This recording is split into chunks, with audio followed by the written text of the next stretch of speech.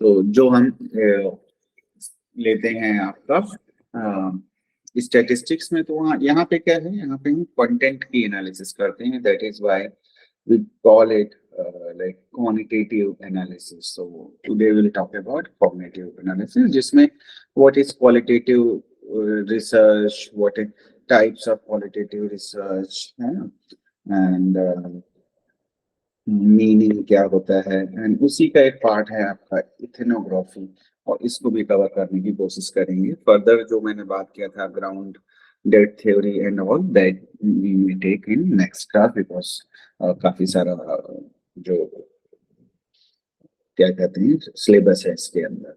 अच्छा, आपके साथ मैंने आपके ग्रुप में एक बुक कोठारी की शेयर की है. अच्छी बुक है. आई मोस्ट प्रोबेबली आप लोगों के पास ऑलरेडी होगी, बस सॉफ्ट कॉपी आई है शेयर, सो वो आप देख सकते हैं. So in this unit, in this class, we are going to discuss fundamental of qualitative research in psychology, highlighting its significance, types, methods, and comparing it with quantitative research. Also highlighting ethical guidelines to qualitative research. What kind of ethical guidelines we should follow? So these are the objective to understand the qualitative research and differentiate between qualitative and quantitative research, explaining the types of qualitative research, describing the relevance of qualitative research. So all those things we will going to discuss here. So first, understand the meaning of the qualitative research means what it is. So qualitative research is a scientific method that systematically collects evidences, produces findings to answer questions. It helps to understand specific aspects of the community, culture, population, such as spiritual development among college students. It provides in-depth knowledge about human behavior and decision-making tendencies, bridging incomplete information gap. So होता क्या है कि अगर एक point of view से हम देखें qualitative research और क्वांटिटेटिव रिसर्च में क्या है. क्वांटिटेटिव रिसर्च की अगर हम बात करें, आपने कोई एक क्वेश्चनर ले लिया, वो आपने कर लिया किसी के ऊपर. So whatever the information is here, questions are here, that only you can ask to respondent, है ना. बट यहाँ पे क्या है, वो चीज नहीं है. क्यों नहीं है? क्योंकि क्वालिटेटिव रिसर्च में आपका फोकस क्वांटिटी पे नहीं है, नंबर्स पे नहीं है. तो आप मोर सब्जेक्टिव इंफॉर्मेशन ले सकते हैं, इन डेप्थ नॉलेज ले सकते हैं. सपोज दो लोग हैं और दो के दोनों ही डिप्रेस्ड है ना, और तो आपके स्केल पे आ रहा है, सपोज आपने बीडीआई किया और आपके स्केल पे आ रहा है, बिग डिप्रेशन इन्वेंटरी पे आ रहा है आपका जो स्कोर, वो स्कोर आ रहा है 20, दोनों का ही 20 आ रहा है. लेकिन जब आप दोनों से बात करते हो, एक का डिप्रेशन दूसरे की डिप्रेशन से क्वालिटेटिव डिफरेंस हो सकता है. कि एक है जिसका अभी एक पर्सन है जिसका अभी डाइवोर्स हुआ है या ब्रेकअप हुआ है और उसकी जॉब चली गई, जिसकी वजह से वो डिप्रेशन में है. दूसरा क्या है, दूसरा पर्सन ऐसा है जिसका क्या कहते हैं, जिसने अपनी किसी लव्ड वन को का एक्सीडेंट हो गया, या उसकी फैमिली में जो उसके रिलेशन सब कुछ ठीक है, फाइनेंशियल ठीक है, बट जो रिलेशनशिप है with parents and all, they are not good. और देयर आर स्टूडेंट्स, पर्सन जो एग्जामिनेशन की तैयारी कर रहे हैं जैसे, और क्लियर नहीं कर पा रहे हैं, तो उसकी वजह से डिप्रेशन में जा रहे हैं. There is no hope. So अब तीनों की क्वालिटी डिफरेंट हो गई. सो वहां पे आपका बीडीआई सिर्फ आपको स्कोर बताएगा कि इसको डिप्रेशन है, इसको सुसाइडल टेंडेंसीज हैं, बट बाकी की डिटेल नहीं बता पाएगा आपको, है ना. तो qualitative research is a scientific method that systematically collect evidences, produces findings to answer questions. It helps understand a specific aspect of community. Community का culture किस तरह का है, और population such as spiritual development among college students अगर आपको पता करना है तो वो आप हमसे बात कर सकते हैं, इंटरव्यू कर सकते हैं. तो वो एक इन डेप्थ नॉलेज देता है आपको ह्यूमन बिहेवियर के बारे में. तो टाइप्स की अगर हम बात करें तो human attempting to understand human nature, market research purposes, market research purpose होता है उनका current trends, changing tastes and preferences of people. There are certain approaches of qualitative research. So कुछ चीजें हैं कि over the period of time food कैसे, food की habits कैसे चेंज हो रही हैं, आपकी और आपके पेरेंट्स में डिफरेंस होगा, आपके और आपके बच्चों की फूड प्रेफरेंसेस में डिफरेंसेस होंगे, तो कैसे over the period of time change हो रही हैं। तो ये सारी चीजें आप क्वालिटेटिव तौर पे थोड़ा सा करना मुश्किल हो जाता है। तो अब इसमें हमारे जो मेथड्स होते हैं कंटेंट, सॉरी, इसमें क्वालिटेटिव रिसर्च में, that is case study, ethnography, historical method and grounded theory. तो इनके बारे में हम लोग बात करेंगे आज। तो case study, first thing that we will take the method. This method studies a specific case, providing in-depth knowledge through various data collection methods like interviews, observations, documents, and questionnaires. And the final report provides a rich, detailed, and holistic description of the case and its context. अब case study को ऐसे समझो कि आपके पास एक patient आया है ना, जिसको डिप्रेशन है, तो आपने उसकी सारी, उसको इंटरव्यू किया, उसकी फैमिली का इंटरव्यू किया, उसका इंटरव्यू किया, उसकी वाइफ का, उसके या हस्बैंड का, जो भी है, उसकी फैमिली मेंबर्स का, उसके आसपास के लोगों का।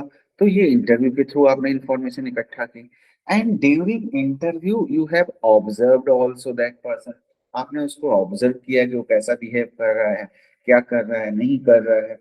अच्छा, कई बार ऐसा भी होगा कि पेशेंट आपसे झूठ भी बोल सकते हैं, है ना, कि कई बार ऐसा होगा। अभी मेरे पास कल एक फोन आया कि कनाडा में एक लड़की है जो एमए साइकोलॉजी ही कर रही है, वो एमएससी एमए जो भी होगा वहां पे, तो साइकोलॉजी का एक कोर्स कर रही है।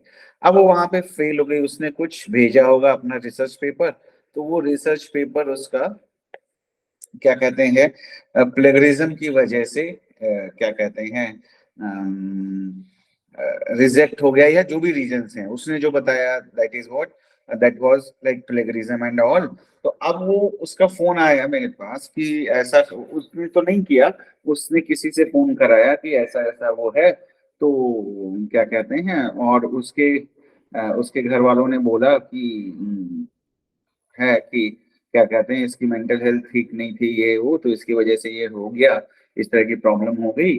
तो आया फोन मेरे पास ये लेके कि आप उसको बैक डेट में बना के ये दो कि उसकी मेंटल हेल्थ ठीक नहीं थी, इसकी वजह से ये प्रॉब्लम हो गई, है ना। तो अब आप ये सोचो, इसमें इसमें अब आपको थोड़ा सा अलर्ट रहना पड़ेगा, क्योंकि इसमें क्या है कि प्लेगरिज्म का मेंटल हेल्थ से क्या लेना देना। ठीक है, स्कूल परफॉर्मेंस कम हो गई, या उसने मिस कर दिया कॉलेज जाना, या उसने गई ही नहीं, उसकी वो फेल हो गई, वो समझ में आता है। ठीक है, दूसरी चीज, जब वो वहां पे है तो वहां पे क्यों नहीं दिखा रही है। ऐसा भी नहीं है कि वो इंडिया में आई, या तो वो इंडिया में आके रही, उसकी हेल्थ ठीक नहीं थी, इंडिया में आके रुकी और उसने यहाँ पे आके ट्रीटमेंट लिया। अगर ट्रीटमेंट अगर जेन्युइन है तो ट्रीटमेंट लेगी तो उसको सर्टिफिकेट भी मिल जाएगा, जिससे जिसके पास वो जा रही होगी। लेकिन यहाँ पे वो बोल रही प्लेगरिज्म का है, ये सारी चीजें। तो क्या होता है, तो ये सारे ऑब्जर्वेशंस हैं, वर्बल बिहेवियर, कैसे वो बात कर रहा है, क्या कर रहा है, तो वो ऑब्जर्वेशंस बहुत इंपॉर्टेंट। तो वहां पे कहीं ना कहीं कुछ प्रॉब्लमेटिक सिचुएशन थी। I don't know what it is, they उन्होंने रिवील तो नहीं किया, but I said no, because आपको पता नहीं है कि वो क्या करना चाह रहे हैं क्या नहीं। तो आपके पास भी ऐसे केसेस आ सकते हैं, पता चला कोई आया है कि बैक डेटा बना दो, कुछ क्राइम करके आया, और बाद में आपको पुलिस बुला रही है या आपको कोर्ट में जाना पड़ रहा है। एक और रिसेंट एग्जांपल्स आपको देता हूँ, आपकी यूनिवर्सिटी खुद है यहाँ पे राजस्थान में। तो कोटा में क्या हो रहा है कि कोटा में बहुत सारी सुसाइड्स हो रही हैं, पता है कि नहीं पता। कोटा में कोचिंग हो रही है तो स्टूडेंट्स पता बहुत है। सारे सुसाइड करते हैं, है ना। हाँ जी। अभी हाँ कल भी जी सर। कल परसों फिर जी। सुसाइड हुए। पिछले नौ महीनों में अगर आप काउंट करो तो करीब 25 से 26 सुसाइड्स हो चुकी है ना। अब जब सुसाइड होती है, कुछ प्रॉब्लम होती है, तो पेरेंट्स क्या करते हैं, घर वाले अभी तक तो ये बचे हुए थे। कल एक कोचिंग है बहुत फेमस है, आप नाम भी जानते होंगे, एलन। अभी न्यूज में मैं सुन रहा था कि वहां पे पेरेंट्स ने उनके ऊपर केस कर दिया। तो similarly that can happen to you. आपकी गलती हो या ना हो, that is a different thing. वहां पे सुसाइड्स हो रही है सारी, कुछ ही, हाँ कुछ कमियां तो होंगी, इतना प्रतिशत बच्चे झेल नहीं पा रहे हैं। इतनी 9 सुसाइड 9 महीने में, कोटा कोई बहुत बड़ा कोई कंट्री तो है नहीं, है ना, एक डिस्ट्रिक्ट है। तो इतना भी 1 लाख 2 लाख 4 लाख 5 लाख बच्चे होंगे, फिर भी 9 सुसाइड्स होना बड़ी बात होती है। और उसमें एलन में ही 2 3 4 सुसाइड्स ऑलरेडी हुई हुई है, आई थिंक, है ना, जो जिसनो न्यूज के थ्रू पता है। मतलब ये कोई, मैं ये नहीं कह रहा कि इतनी ही हुई है, लेकिन मे भी हो सकता है, क्योंकि न्यूज में, आज जी न्यूज पे या किसी पे था कि पेरेंट्स ने केस कर दिया। तो इसी तरह की और कोचिंग्स भी हैं बहुत सारी। तो मैक्सिमम न्यूज तो बाहर आती भी नहीं है, वहाँ पे जो सुसाइड की न्यूज होती है वो बाहर आती भी नहीं है, कुछ एक ही आती है बल्कि। हाँ, तो वही कहना कि ये रिपोर्टेड केसेस हैं, ये रिपोर्टेड, बट तो अब आपको केयरफुल भी रहना पड़ता है जब आप पेशेंट्स देखते हो। ऐसा नहीं है कि कोई भी आएगा, कोई सब सब सही इंटेंशन के साथ ही आ रहे हैं, है ना। तो ये ध्यान रखने वाली चीजें होती हैं। ऑब्जर्वेशन, डॉक्यूमेंट्स आप चेक करते हैं कि जैसे कोई केस है, तो डॉक्यूमेंट्स कुछ भी हो सकता है रिसर्च में। आप क्लिनिकल के केस में अगर आप देखेंगे तो मेडिकल हिस्ट्री, पहले की हिस्ट्री, बाद की हिस्ट्री क्या है, family history, everything that is written, that is document. Questionnaires आप एक आध यूज कर सकते हैं, उनके साथ में क्वेश्चंस आप पूछ सकते हैं, क्योंकि वहां पे डिटेल्स लेने के लिए, कि मान लिया आपने इंटरव्यू भी किया, साथ में बीडीआई भी कर लिया आपने, तो ये सारी चीजें। The final report provides a rich detailed holistic discussion. तो उस केस की ईच एंड एवरी डिटेल आप रखते हो, और इसको आप पब्लिश भी कर सकते हो। कोई यूनिक केस है, जैसे पुनीत आप केसेस देखते हैं, ऑटिज्म का कोई बच्चा है, सिग्निफिकेंट इंप्रूवमेंट किया या उसने कुछ किया, तो आप उसका सारा डिटेल रखोगे, तो उसका उसका एक पेपर बना के आप प्रेजेंट भी कर सकते हैं, है ना, और जनरल के लिए भेज सकते हैं, या जो भी लोग आप पेशेंट्स देखते हैं। तो अगर डिटेल हिस्ट्री सारी लेते हैं, किस तरह से काम किया, क्या नई चीजें यूज की, क्या इम्पैक्ट आया उसके ऊपर, फैमिली के साथ क्या चैलेंजेस आए, everything that you can do. So that is a case study. And now the next kind of method is ethnography. Ethnography, ethnic सुना होगा हम सबने, हम लोग देखते हैं एथनिक वेयर या एथनिसिटी, इस तरह के वर्ड्स हम यूज करते हैं। एथनिक मतलब जो उस कल्चर से रिलेटेड है ना। तो इथनोग्राफी की जब हम बात करते हैं, तो ethnography is a close field observation approach that studies the socio-cultural phenomena within a specific community, allowing you to comparative analysis of cultural groups and analysis of their cultural past, such as Harappan civilization. तो suppose आप किसी tribes को observe करना चाहते हैं, है ना, और देखना चाहते हैं कि वो कैसे डिफरेंट है हम, बिकॉज इंडिया में बहुत सारे लोग, बहुत ट्राइब्स हैं, उनका अपना कल्चर है, उनका अपना तरीका है रहने का, उनका अपना कपड़ा पहनने का तरीका है, उनकी अपनी मैरिज सेरेमनी डिफरेंट तरीके से हो सकता होती हो, उनके अपने क्या कहते हैं फूड हैबिट्स डिफरेंट होंगी। तो ये इस तरह की जो चीजें हैं, स्टडीज हैं, उनको हम इथनोग्राफी बोलते हैं, जहां हम कल्चर वो स्टडी करते हैं, है ना। जैसे एंथ्रोपोलॉजी वर्ड शब्द वो सुना होगा, सब्जेक्ट होता है एंथ्रोपोलॉजी, सुना है, क्या करते हैं एंथ्रोपोलॉजी में? So study of human history. हाँ, ह्यूमन कल्चर एंड हिस्ट्री कैसे इवॉल्व हुए over the period of time, है ना, ह्यूमन इवॉल्व हो। सो दैट इज व्हाट, तो वहां पे भी आप इथनोग्राफी और सारी चीजें यूज करते हैं। तो this is what ethnography is, where you study socio cultural phenomena of any specific society, community, tribe, है ना, and you try to compare different cultural groups। तो वो सारी चीजें हम वहाँ पे करते हैं।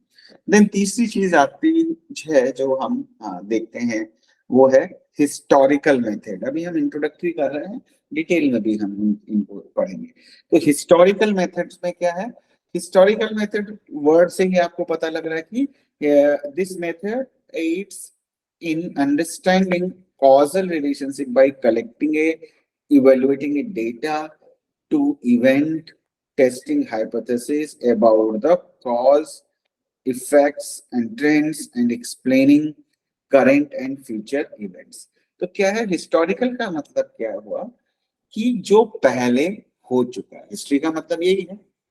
तो now you have some document something is there and then you are studying it. जैसे मैंने किसी क्लास में, आपकी क्लास में या किसी और क्लास में एग्जांपल दिया था कि जैसे केदारनाथ का एक इंसिडेंस हुआ था, फ्लड आ गया था। तो अब उनमें जो लोग बच गए उनके ऊपर क्या इम्पैक्ट पड़ा, उनकी साइकोलॉजी में क्या चेंजेस आए, लाइफ को लेकर भी व्यूज कैसे चेंज हुए, जिन्होंने अपने लोगों को खो दिया उनके साथ कैसा हुआ। उसी तरह से बहुत पहले 20-25 साल पहले भुज में एक अर्थक्वेक आया था, बहुत सीवियर। उसी तरह से आज की डेट में अगर देखें तो कई जगह बहुत ज्यादा, कई कंट्रीज में, इंडिया में भी कई कई जगह पे है लेकिन का थोड़ा सा कम है, लेकिन अगर कई और कंट्रीज में देखें तो बहुत ज्यादा फ्लड आ रहा है। तो कैसे लाइफ चेंज हो जाती है, या कोई भी ऐसी चीज जो पास्ट में हुई और उसका आप चाहे वो इंडिविजुअल लेवल पे हो या कल्चरल लेवल पे हो, जियोग्राफिकल लेवल पे हो, उनको हम कैसे स्टडी करें, क्या कॉजेज रहे होंगे, क्या चीजें होंगी, कैसे वो अफेक्ट कर रहे हैं, फ्यूचर को कैसे अफेक्ट करेंगे, है ना, करंट एंड फ्यूचर को कैसे इम्पैक्ट डाल रहे हैं। तो एक स्टडी ये भुज में जो हुआ था, इस पे एक डॉक्यूमेंट्री भी है, आई थिंक अनुपम खेर ने प्रेजेंट की है, ऑन डिस्कवरी पे है, मैंने देखी है, या फिर नेटफ्लिक्स पे है, कहीं पे है। तो एक्सप्लेन करती है कैसे क्या क्या चीजें हुई। तो अब वो कैसे इम्पैक्ट किया, और गवर्नमेंट ने भी स्टडी की, गवर्नमेंट के भी प्रोजेक्ट, गवर्नमेंट क्या है, हॉस्पिटल के प्रोजेक्ट थे। I think that time I was in a बहास institute of human behaviour and life sciences Delhi, तो वहां पे भी कुछ उससे पहले हो चुकी थी आई थिंक स्टडी, कुछ चल रही थी। तो उसमें ये देखा गया कि जो गुजरात के लोग थे तो they are very resilient, and उन्होंने गवर्नमेंट से ऐसा कुछ आया था, एग्जैक्टली नहीं, तो whatever I remember through discussion वो मैं आपको बता रहा हूँ कि they are very resilient and they don't want any kind of donation और something like that from others. And उन्होंने कुछ एक सालों में ही पूरा का पूरा अपनी मतलब उनकी जो, उनका जो चीजें थी उनको उन्होंने रिस्टोर किया, है ना। ठीक है, गवर्नमेंट की हेल्प लगी, but they are more like अपने आप से रेजिलियंट थे, सारी चीजें थी। तो वो ये सारी चीजों की स्टडीज जो है हिस्टोरिकल स्टडीज कहलाती है। देन आता है next grounded theory, and this approach involves researchers active participation in group activities, collecting data through observation and using ground theorists to generate a developed theory, test or elaborate on previously grounded theories। तो जो theory आपने एक create की है या आपने सोचा है कि ऐसा हो सकता है, तो इसमें रिसर्चर का एक्टिव पार्टिसिपेशन होता है ग्रुप के अंदर, एंड वो डेटा कलेक्ट करता है, इंफॉर्मेशन कलेक्ट करता है और नई थ्योरी जनरेट करता है, या जो एग्जिस्टिंग ग्राउंडेड थ्योरीज हैं उनको क्या कहते हैं, एक्सप्लेन करता है, एक्सपैंड करता है ना, या उनमें उनको एलोबरेट करते हैं। तो that is why we call it grounded theory. इसको डिटेल में हम लोग करने वाले हैं बहुत जल्दी नेक्स्ट 1 और 2 क्लासेस में। तो ग्राउंडेड थ्योरी क्या कहते हैं, इसलिए हम इसको बोलते हैं, यानी आपका एक आपने एज्यूम किया कि ऐसी चीजें होती हैं और फर्स्ट टाइम आप उसको कर रहे हैं, आप ऑब्जर्व कर रहे हैं, आप पार्टिसिपेट कर रहे हैं उस ग्रुप में या उस एक्टिविटीज में, and then you try to find out what is happening and how it is happening. A grounded theory has 4 key characteristics: fit, understanding, generality and control। तो अब ये क्या होता है इसको देखते हैं। Fit, it helps in analyzing whether the theory correspond to the real existing community। जो थ्योरी आपने बनाई है या जो थ्योरी है, तो जो रियल सिचुएशन है, कम्युनिटी है, वो उसके साथ फिट बैठती है। जो आप थ्योरी क्या होती है, थ्योरी तो यही बताती है ना कि ऐसा होगा तो ऐसा होगा, ये चीजें ऐसे होती हैं। तो क्या उसी तरीके से वो जो एग्जिस्टिंग कम्युनिटी है, जिनके लिए आप रिसर्च आपने किया है या कर रहे हैं, उनके साथ मैच करती है कि नहीं। Understanding, the theory generate by grounding is clear and understandable। Understanding means क्या कहा, theory generate by grounding is clear and understandable। तो जो जनरेट कर रहे हैं थ्योरी, क्या वो क्लियर है, अंडरस्टैंडेबल है, that is understanding. Generative means the theory provides much information in scope for further analysis. तो क्या है, क्योंकि आप एक्सप्लोर कर रहे हैं, पता कर रहे हैं, तो क्या हो रहा है कि वो फर्दर आपको एनालिसिस करने के लिए एक्सप्लोर करने के लिए क्या कहते हैं चीजें देती है, क्योंकि आप किसी कम्युनिटी को स्टडी कर रहे हैं, उसमें कुछ चीजें निकल के आई, फर्दर उसको आप या कोई और रिसर्च कर सकता है। तो जैसे जनरेटिव यानी वो जनरेट कर रही है further for more theory, scope of more research and more generating more theories. Control, the theory generated is valid as it has been analyzed under control condition. क्योंकि वो कंट्रोल कंडीशन में की गई है तो उसको हम वैलिड मान के चलते हैं, क्योंकि कंट्रोल का मतलब मैंने आपको समझाया ही है पहले, तो कुछ उसी तरीके का यहाँ पे भी है। तो फंक्शन ऑफ ग्राउंडेड थ्योरी क्या है? It helps in identifying anchors or codes that allow the key points of the data to be gathered. तो अब क्या होता है, ग्राउंडेड थ्योरी का फंक्शन क्या है कि भाई आपको एक फ्रेमवर्क दे दिया है उसने, है ना, जिसमें कुछ की पॉइंट है, डेटा क्या कलेक्ट करोगे, आपको जब आपको पता ही नहीं है क्या करना है तो दिक्कत होगी। तो ग्राउंडेड थ्योरी आपको एक बेस देती है जहां से की पॉइंट्स देती है, एंड जहां जैसे कि आप उस कॉन्टेक्स्ट में आप डेटा कलेक्ट करते हैं। It helps in making implicit belief system explicit with the help of researchers' questions and analysis. आपको ये एक बिलीफ सिस्टम देती है कि भाई ऐसे हो सकती हैं चीजें, उसको आप टेस्ट करोगे, है ना। System explicit with the help of research and researchers question and analysis, कि आप क्या करना चाहोगे और कैसे करोगे, दैट आइडिया जो है वो आपको प्रोवाइड करती है। It consist of set of steps whose careful execution is thought to guarantee a good theory or as the outcome. तो ये आपको स्टेप्स प्रोवाइड करती है जिसका जो आपको एक गारंटी दे सकते हैं कि एक अच्छी थ्योरी जनरेट होने के हाई चांसेस हैं। Data collection and analysis continue through out the study. Data analysis और क्या कहते हैं डेटा कलेक्शन साथ साथ चलता रहता है कंटिन्यूएशन में, ठीक है। And then next one is phenomenology. ये इंपॉर्टेंट वर्ड है। इसको फिनोमिनोलॉजी का मतलब जो मैंने अभी थोड़ी देर पहले आपको बताया था कि डिप्रेशन है दो लोगों को, है ना, और एक साइकियाट्री में आपने आप लोगों ने फिश पढ़ी है, फिश साइकोपैथोलॉजी, जी सर। है ना। फेस है और दो किताबें हैं साइकोपैथोलॉजी की जो मेन बुक्स हैं, एक तो फिश है, दूसरी है सिम्टम्स इन माइंड। पढ़ी है आप लोगों ने, है आपके पास? सर फिश है। हाँ, फिश समझना बड़ा मुश्किल काम है, ये भी उतना ही चीजें हैं। तो अब क्या है, फिनोमिनोलॉजी क्या होती है? तो ये जो सिम्टम्स इन माइंड और ये सारी चीजें हैं, they talks about phenomenology. Actually phenomenology क्या है? फिनोमिनोलॉजी इज कि भाई आपका पेशेंट क्या फील करता है, उसके अंदर क्या चल रहा है, वो इम्पोर्टेंट है ना। ऑब्जेक्टिविटी की बात नहीं है। फिनोमिनल मतलब उसका एक्सपीरियंस क्या है। भाई एक ही सिचुएशन है, आप उसमें क्या फील कर रहे हैं, मैं क्या फील कर रहा हूं, मैं उसको कैसे इंटरप्रेट कर रहा हूं, मतलब मेरे दिमाग में क्या चल रहा है, दैट इज फिनोमिनोलॉजी। सब्जेक्टिविटी जो है एक इंडिविजुअल की। तो this method explain behavioural phenomena through conscious experience without using theories और एजम्पशंस। तो कोई थ्योरी कोई एजम्पशंस नहीं है।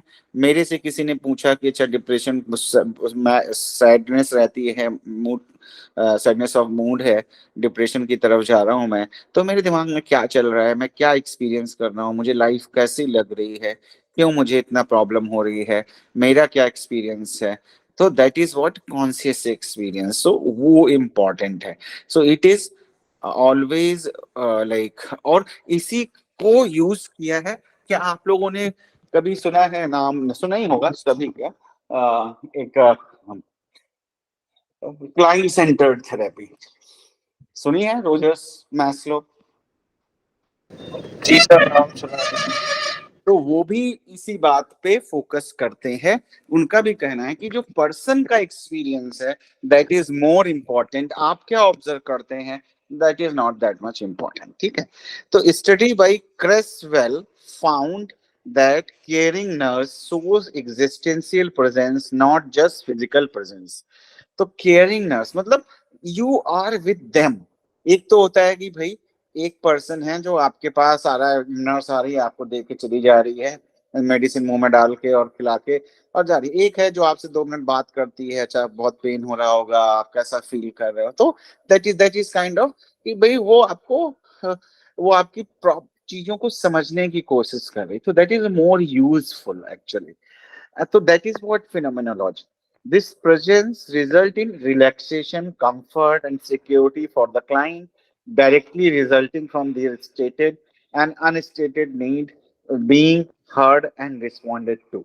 तो अब उसकी जो नीड है कि भाई कोई उसे सुन ले, कोई बात कर ले, तो वो उसकी फुलफिल होती है उस थ्रू उसके द्वारा, तो वो ज्यादा बेहतर होता है। भाई आपका जो सब क्या कहते हैं, आपके अंदर क्या चल रहा है, क्या चाहिए, वो अपने क्लोज फ्रेंड के साथ आप डिस्कस करते हो and you feel good, you feel that that person is with you, so that is what, and sometimes there are people but they are not with you, तो वो भी एक सिचुएशन आती है आपकी, तो वो सारी चीजें होती हैं। देन आता है qualitative and quantitative research A comparison. Quantitative research relies on numerical and graphical data representation, while qualitative research relies on the observation and experiences. So observation and experience is more important, and in quantitative research, numerical data is more important. ठीक है, तो अब देखते हैं क्या है इनके बीच में डिफरेंस। यहाँ पे एक टेबल बनी हुई है, उसमें हम देखते हैं क्या डिफरेंस होता है। तो जर्नल फ्रेमवर्क पहली चीज अगर हम देखें तो क्वालिटेटिव रिसर्च में क्या है, seeks to explore phenomena using some structured method such as in depth interviews, experiences, participants, observation.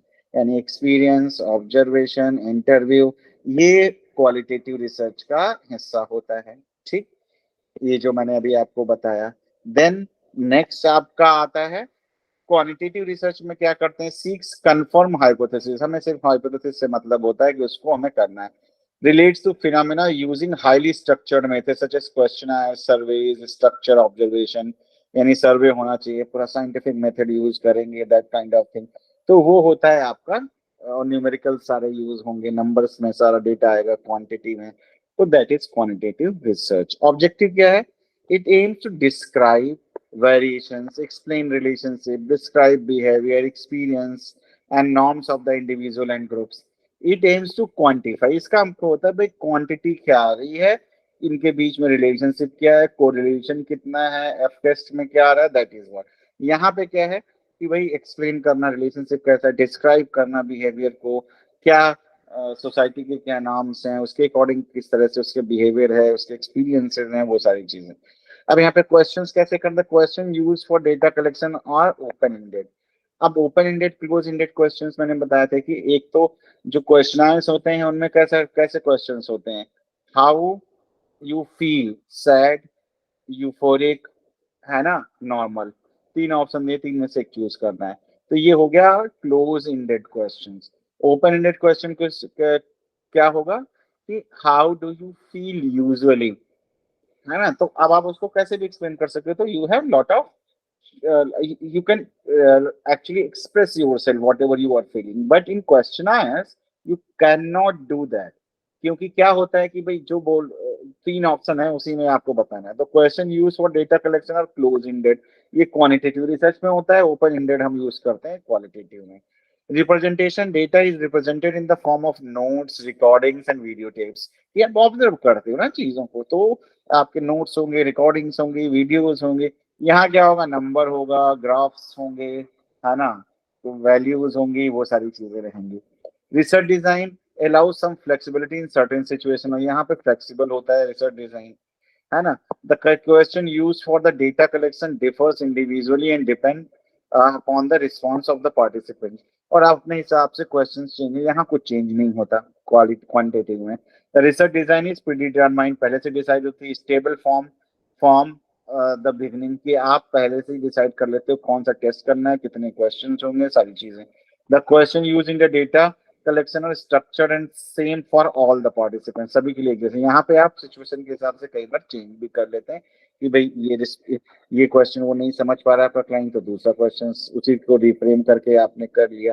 तो ये मेन डिफरेंसेस होते हैं जब हम बात करते हैं दोनों में डिफरेंस क्या है क्वालिटेटिव एंड क्वांटिटेटिव में। And now research of relevance of qualitative research in psychology. अब ये साइकोलॉजी में हम इम्पोर्टेंट है क्योंकि साइकोलॉजी में बहुत ज्यादा साइंटिफिक होके चलना भी कई बार मुश्किल होता है और गड़बड़ कर देता है हमारे रिजल्ट्स को। तो qualitative research method in psychology have gained prominence, surpassing other human sciences like sociology, sociology, nursing, etc. Right? So, unlike natural science method, एक मिनट होल्ड कर।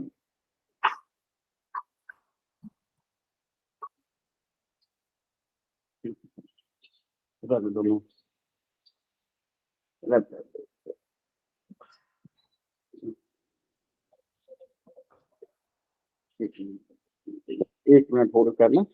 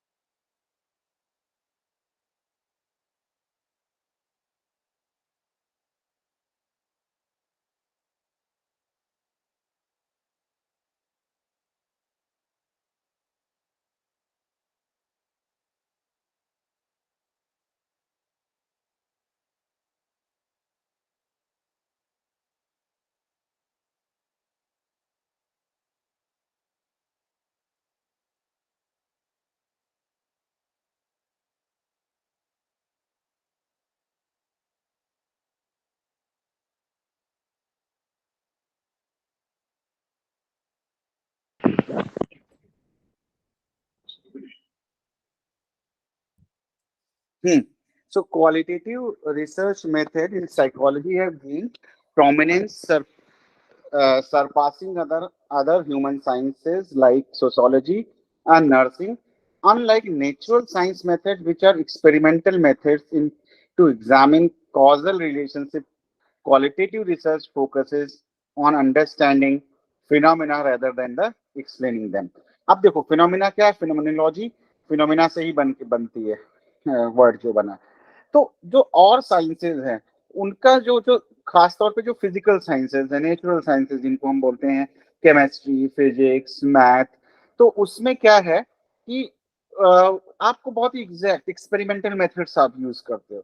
लेकिन जब साइकोलॉजी की बात आती है तो आप उतना साइंटिफिक नहीं हो सकते। इंसान या ह्यूमन बीइंग कोई मशीन तो है नहीं कि आप उसमें एक चेंज करके फिर चेक कर लोगे, फिर थोड़ा सा चेंज करके फिर चेक कर लोगे।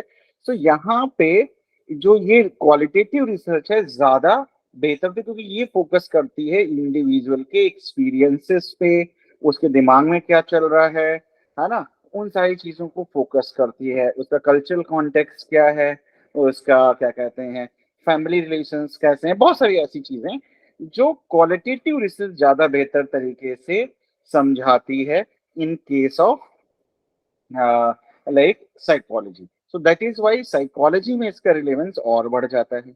तो qualitative research provides in depth understanding of human nature, attitude, behaviour and experiences.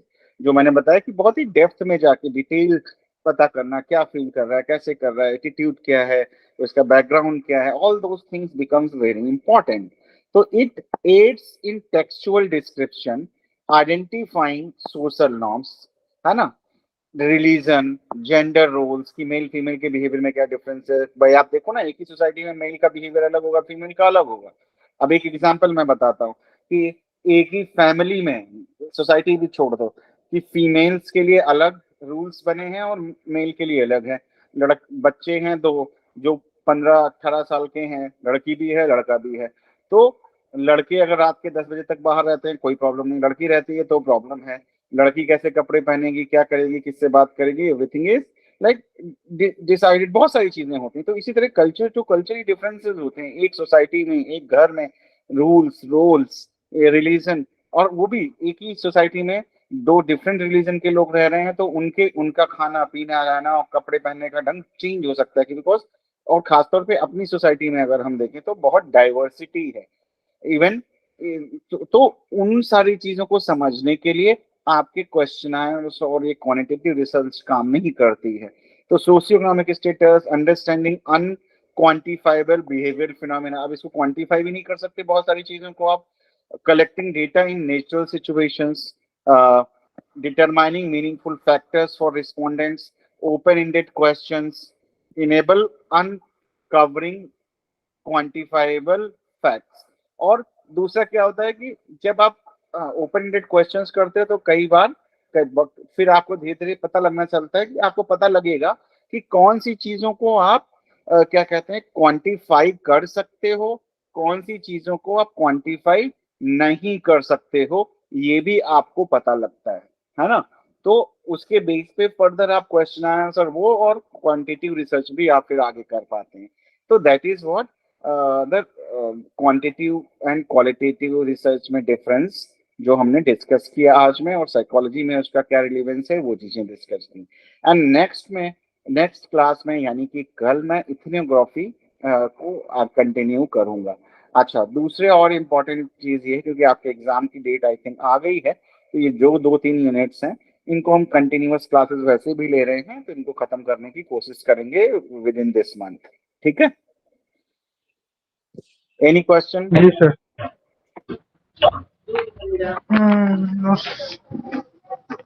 चलिए ठीक है, okay, bye bye, take care. Okay sir, thank you. Thank you, sir. Okay.